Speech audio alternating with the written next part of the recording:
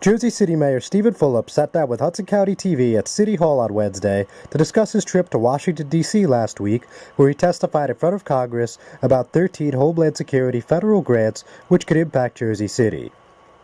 Fulop outlined his concerns on the matters, also providing some clarity on issues he had with Hurricane Sandy aid distribution. So there's 13 federal grant programs. The most notable is the USC grant, and it's one that Jersey City has leveraged.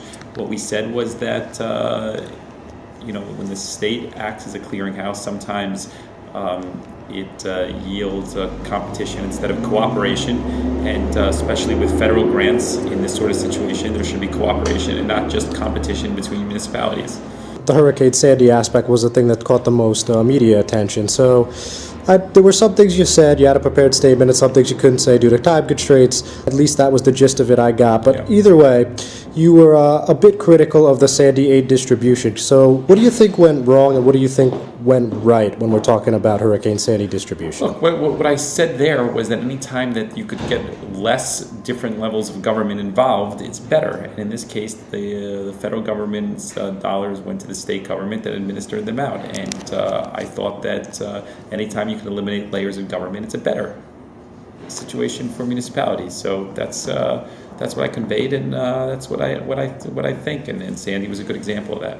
With that being said, Michael Drudiak from Governor Christie's office, he seemed to think you were taking a shot at them, and his response to me on the matter was, it's really unfortunate that Mayor Fulop would take such an important issue in a partisan direction and diminish the homeland security and preparedness professionals who work every single day to keep New Jersey's families and critical infrastructure safe and resilient. And I know you've seen the quote before, but yeah, I don't think anybody diminished any of the individuals. What I said was that extra layers of government slows down and could potentially act as an impediment towards actually deliverance of dollars.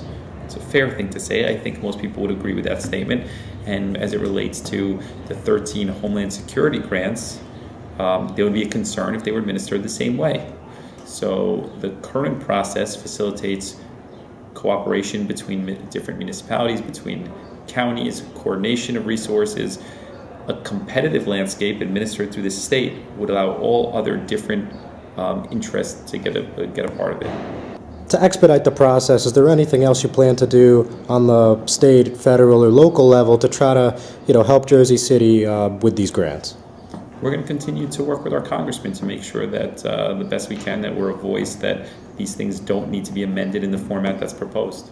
I also asked Fulop about an MSNBC report over the weekend, which declared him one of New Jersey's rising political stars, declaring him a top candidate for the 2017 gubernatorial race.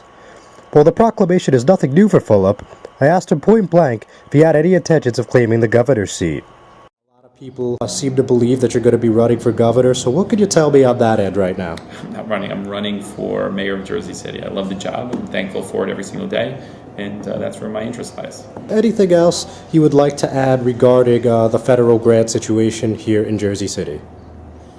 No, I think it's a program that's worked for us, and obviously it hasn't been perfect. You could always tweak and improve things, but it's not something that needs a wholesale change.